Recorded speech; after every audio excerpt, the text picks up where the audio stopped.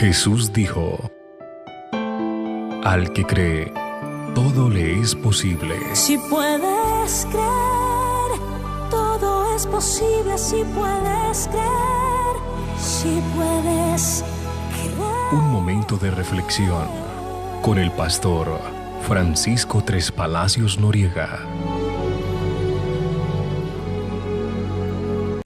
Bendiciones, Barranca Bermeja, que la paz de Dios, que sobrepasa todo conocimiento, sea sobre su vida, sobre su corazón, sobre su familia. Qué bueno que usted pueda estar en sintonía con nosotros en este su programa, Al que cree, todo le es posible.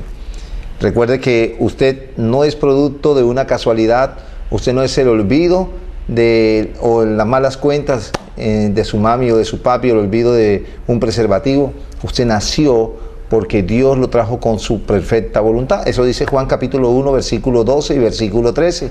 Que usted no fue engendrado por voluntad de varón ni voluntad de carne, sino por la voluntad de Dios. Usted es un hijo y una hija de Dios.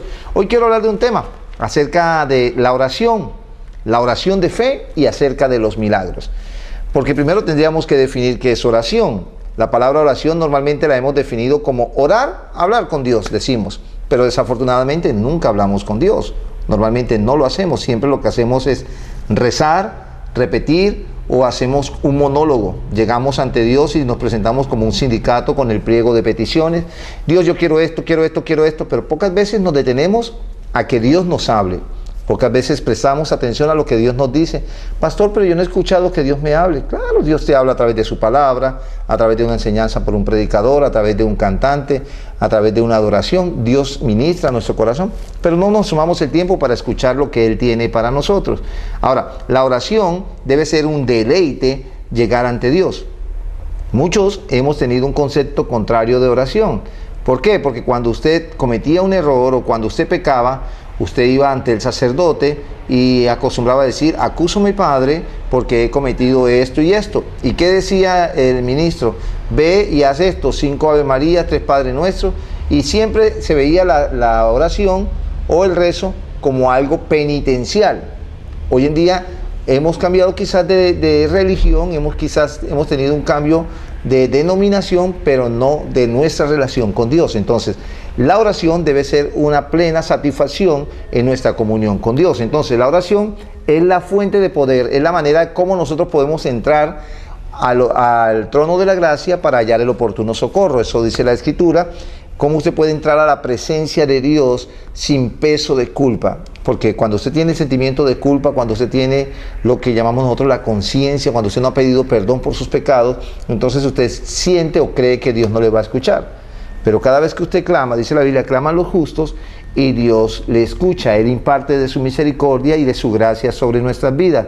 Ahora, todos los personajes de la Biblia que recibieron milagros asombrosos, cosas que algunos dicen: no, eso parecen cuentos de hadas. Pues déjeme decirle, cuento de hadas para usted o no, son realidad. ¿Y lo lograron a través de qué? A través de una vida de oración, porque fueron personas que aprendieron a estar o a entrar en la presencia de Dios en oración. Ahora, eso es lo que a través de la oración nos va a promover a un nuevo nivel. Vamos a mencionar o a estudiar algunos personajes, como el caso de Abraham, el padre de la fe, el amigo de Dios, padre de muchedumbres, como Dios le llamó.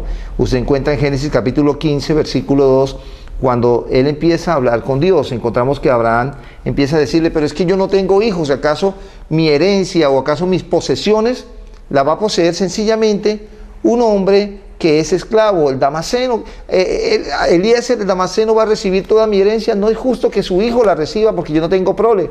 Y Dios le da la promesa de darle un hijo. Me llama la atención que Abraham es un hombre que, además de ser amigo de Dios, de haber sido el hombre de padre de la fe, yo encuentro una etapa o una proyección de él diferente. Porque yo encuentro a Abraham como un negociador, el negociador de Dios. ¿Por qué yo digo así que el negociador? Porque recuerdas que Dios habla a Abraham y le dice que iba a destruir a Sodoma y Gomorra, y él empieza a pedir y a clamar porque allá estaba Lot, su familiar. Recuerda que Abraham empieza a clamar a Dios y Dios le responde. Pero me llama la atención que cuando él clama, cuando él negocia con Dios, Dios le escucha y accede muchas cosas.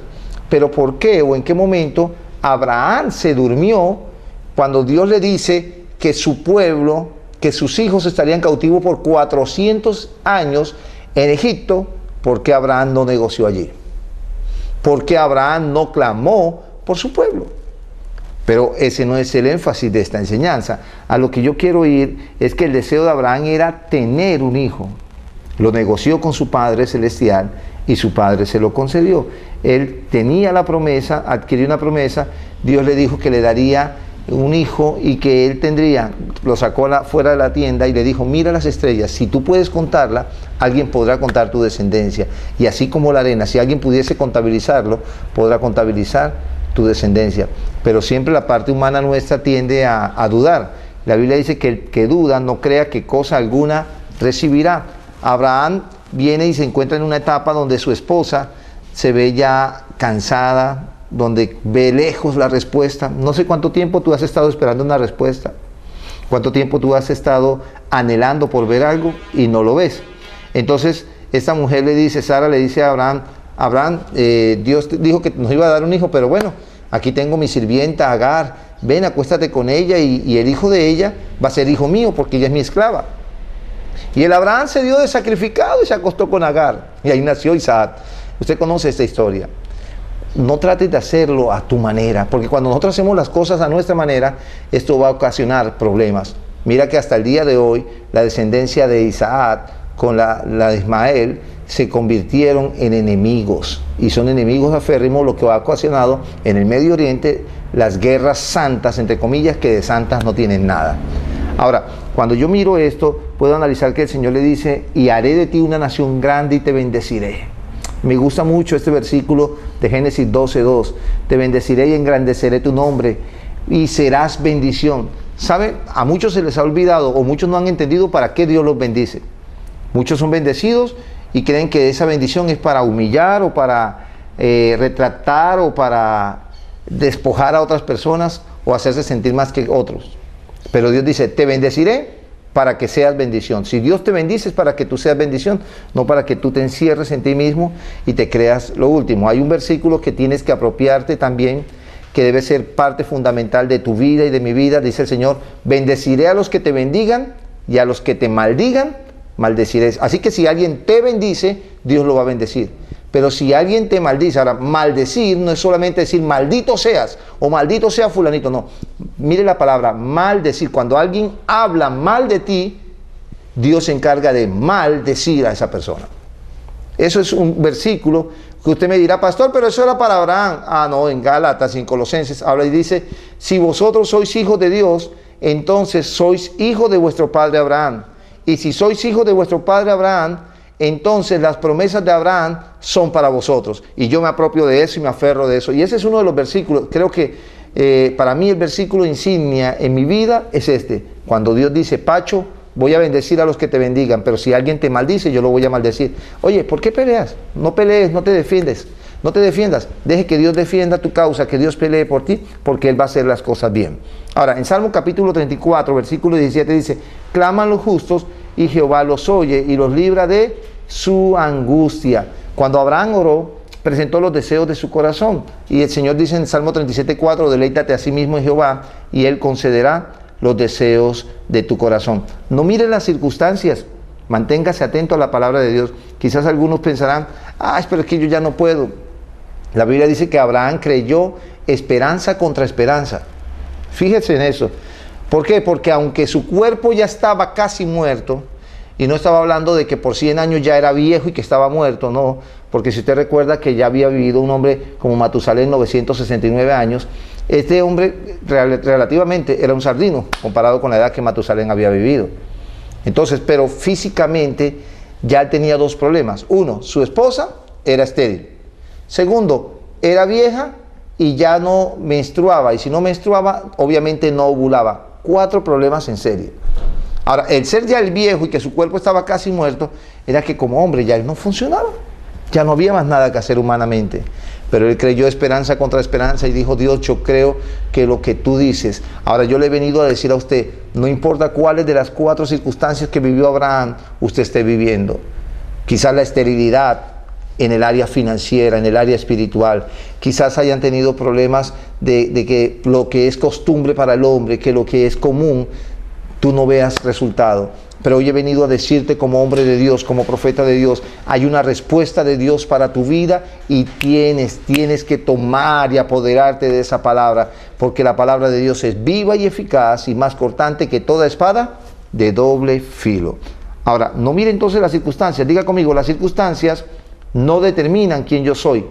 Lo que yo soy fue determinado por Jesús en la cruz del Calvario. Entonces, ¿qué eres? Diga conmigo, soy un bendecido. Somos bendecidos. A Dios le plació. Usted y yo no éramos los mejores. Yo no era el mejor. Es más, de mi familia, de los 3 hermanos, no era el mejor. La ovejita negra. Y no por la piel, el tono de mi piel, sino por mi proceder, por mi comportamiento. Pero a Dios le plació. Quizás no sea el mejor para estar en televisión, el que registre mejor en la cámara, el que hable mejor. No, pero a Dios le dio la gana. Y yo estoy aquí, yo simplemente obedezco lo que Él manda, lo que Él dice. Ahora, en medio del conflicto, usted tiene que estar dispuesto a orar. ¿Qué es lo que haces cuando tienes problemas? La Biblia registra en 2 de Crónicas, capítulo 20, a un hombre llamado Josafat. Josafat tiene un problema porque le dicen, mire, vienen los amonitas, vienen este poco de gente fea contra ti, se unieron los de 2, 3 pueblos contra ti. Y él empieza a pelear dentro de sí y dice, ¿qué pasará? Tuvo temor, tuvo miedo. Tener miedo no es malo.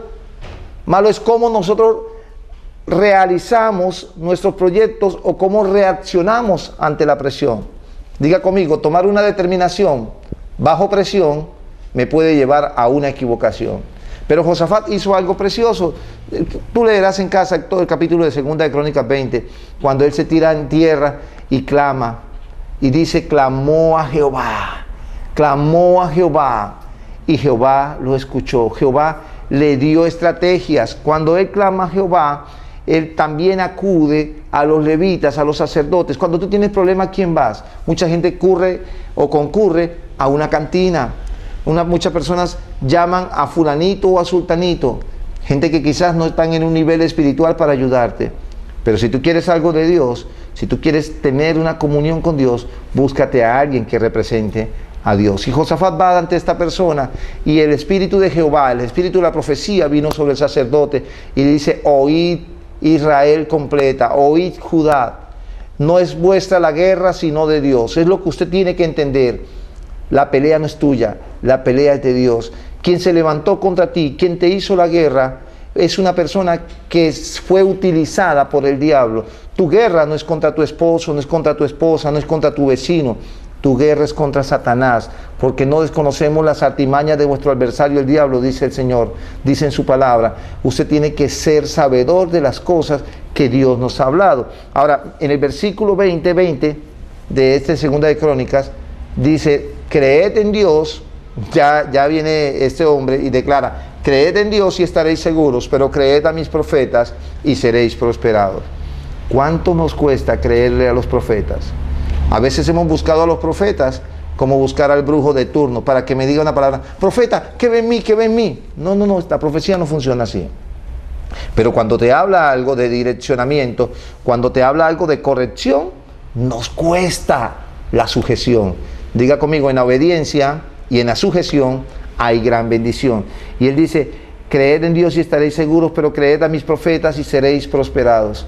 Este es un tiempo que usted tiene que escuchar la voz profética de parte de Dios a través de sus siervos, por una sencilla razón: no puedes seguir haciendo lo que te da la gana. Josafat había orado a Dios en medio de su angustia. En medio de tu angustia, en medio de tu dificultad, clama a Dios. Hay otro caso que yo quiero hablarte. ¿Por qué? Porque Dios mismo mostró la estrategia a Josafat. Le dijo, vayan sencillamente y cuando yo les indique, canten.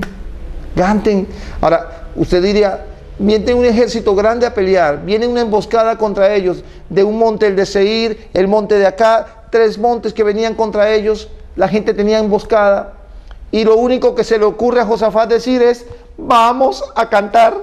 Oiga, ¿y qué decía este hombre? ¿Cómo entonaban estos cánticos en medio de dificultad? Pues la alabanza a Dios cambia las cosas. La alabanza a Dios cambia las cosas y ellos entonaron un cántico y dice la Biblia que el Espíritu de Jehová vino y los confundió a ellos, y los del monte de Seir se fueron contra los de este monte y los de este monte contra este otro, y se mataron entre sí, cada uno ayudó contra su compañero para matarle, y no quedó uno solo en pie. Luego vino Josafat con el pueblo y tomaron todo el botín. Duraron 3 días tomando el botín, pero al 4.º día fueron a sacrificar, a darle holocausto y acción de gracias a Jehová. Eso tiene una enseñanza profética para ti y para mí. Muchas veces clamamos y pedimos y Dios nos responde, pero ni siquiera volvemos a la congregación. Ni siquiera vamos a una iglesia. Pastor, ¿por qué yo tengo que ir a una iglesia si aquí en mi casa yo puedo orar? Si aquí en mi casa yo puedo leer la Biblia. ¿Yo para qué voy a ir a una congregación? La Biblia dice dos razones por las cuales tú tienes que ir. Una, no dejando de congregarse como algunos tienen por costumbre. Son malas costumbres que tenemos cuando dejamos de congregarnos. Y 2, Dios mismo dijo, en esta casa que me van a edificar, mis ojos estarán abiertos y mis oídos atentos a cualquier clamor que allí se levanten, y más rápido yo les responderé. Es lo que Dios dice. Entonces Dios le dio revelación a través de una palabra profética a Josafat. Ahora Dios pelea por su pueblo, Él derrota a nuestros enemigos, Él se levanta en favor de nosotros, y cada uno de nosotros tenemos que ver la bendición de Dios. Ahora, hay una oración trascendental, una oración que genera un milagro generacional. ¿De qué está hablando el pastor? Hay una mujer llamada Ana, la esposa de Elcana. Ana tenía un problema particular, y era que su esposo Elcana, hablemoslo así castizamente, tenía un amante, tenía una moza, y la esposa tenía que aguantarse el guereguere de la moza, porque todos los días la moza se burlaba de ella, porque Ana era estéril. La esterilidad era un producto, o más bien era algo que los afrentaba, o que era de maldición para ella. Sencillamente era maldición para ella. Y Ana simplemente, ¿qué hizo? Fue al templo, se postró en tierra y empezó a clamar a Dios. Empezó a clamar a Dios, y el sacerdote que había perdido la visión viene y se acerca y le dice: Ana, ¿hasta qué hora vas a seguir borracha? ¿Por qué no digieres tu vino? Y Ana le dice: no, Señor mío, yo no soy borracha. Es grande la aflicción de mi corazón y yo vengo a pedirle a Dios una bendición. Fíjate esto, y escucha y entiende este principio. Cuando hay un problema, Dios promocionará a alguien para que resuelva tu problema. ¿Qué era lo que escaseaba en los tiempos de Samuel? Escaseaba la palabra de Dios. Los sacerdotes habían perdido la visión. Elí había perdido la visión. Elí estaba allí y ni siquiera se había dado cuenta, o más bien, aunque se había dado cuenta, no estorbaba a sus hijos que hicieran lo malo. Sus hijos, pervertidos, siendo sacerdotes, estaban en bajo perversión. Y él nunca le impidió, nunca le obstaculizó. Usted no puede dejar que sus hijos hagan lo que le dé la gana, obstaculícele. Pero cuando Ana dice: Señor, dame ese hijo y yo lo daré al templo, lo que Ana estaba pidiendo era un profeta para resolver el problema. Y mira, dice la Biblia que en el capítulo 2, que la mujer que no paría, que no daba luz, Dios le dio 7 hijos. Eso es precioso lo que Dios ha venido haciendo, y cuando lo hacemos de corrido, cuando permitimos que Dios sobre, entonces vamos a entender las cosas que Dios va a hacer en nosotros. Dios le dio más de lo que ella pidió. Dice la Biblia que Dios nos da en Efesios capítulo 3, versículo 20, dice: y aquel que es poderoso para hacer mucho más abundantemente las cosas que pedimos, entendemos o pensamos. ¿Qué es lo que tú necesitas? Yo creo que hoy es un buen día para que usted reciba esta palabra de parte de Dios en su corazón. En un momento regresamos.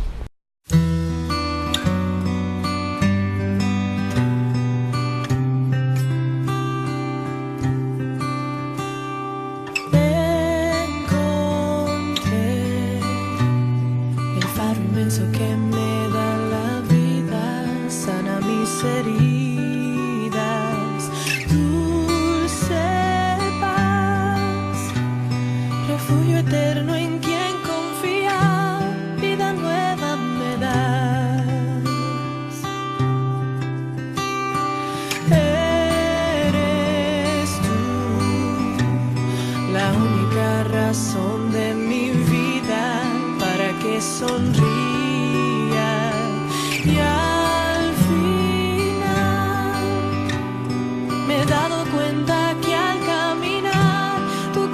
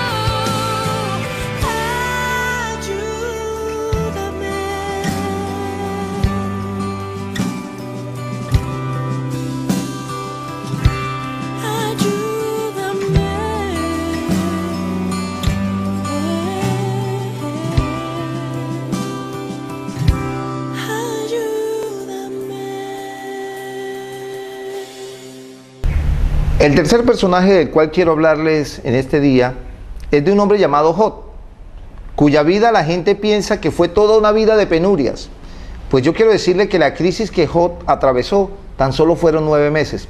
Un tiempo de gestación, un parto, un embarazo, como tú quieras verlo. Fueron tan solo 9 meses en los cuales él vivió una crisis tremenda, a donde todo el mundo le dio la espalda, porque es que cuando tú tienes buenos momentos, tienes amigos, te llueven. Pero cuando tienes crisis, hasta el perro en la casa no te mueve la cola.